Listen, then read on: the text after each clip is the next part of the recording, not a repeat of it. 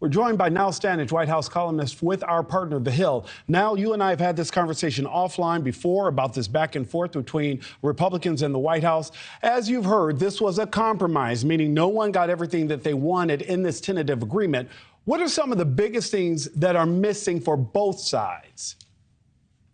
Well, I think one of the biggest and most controversial issues, Nick, are the issue of work requirements for certain types of welfare payments or social safety net payments. Now, we're not absolutely clear exactly what's going on with that. I know from the Democratic side, they're saying that Medicaid will not be affected by those new work requirements, but the standards around food stamps will likely be affected. I think the specifics of that are going to be very important. The other point, just in the big picture, is that Republicans had wanted to limit spending over a 10-year period.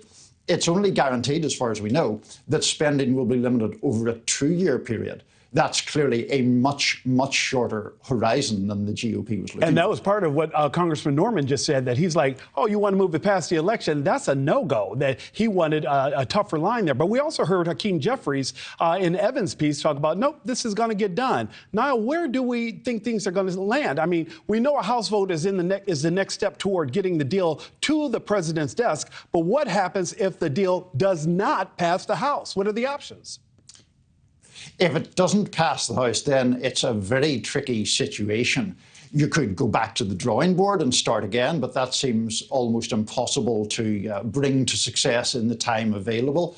There is a suggestion of the president invoking a particular amendment, though that would be deeply controversial.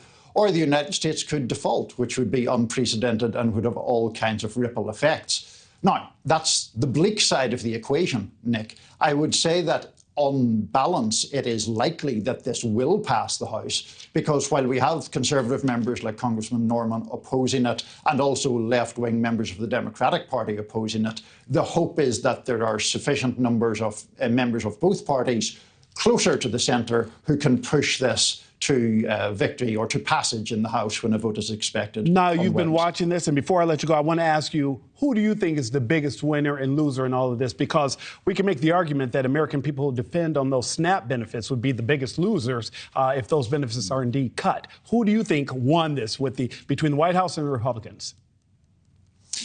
That is really difficult, and I don't normally sit on the fence in these things, Nick, but I do think that it seems a half and half deal. I can see why there are people on the left and right who are dissatisfied, but the mere avoidance of default is probably a winner both for President Biden and for Speaker McCarthy, assuming the bill gets passed on Wednesday. And we just heard Congressman Norman say a bad deal is not a deal that should be made. But I agree with you, Niall, that it seems like if both sides are unhappy, that means something was done right. Niall Stanage, thank you so much for joining me this evening. Thank you. Thank you for watching. Go to newsnationnow.com to find News Nation on your television provider. And don't forget to click the red subscribe button below to get more of News Nation's fact-driven, unbiased coverage.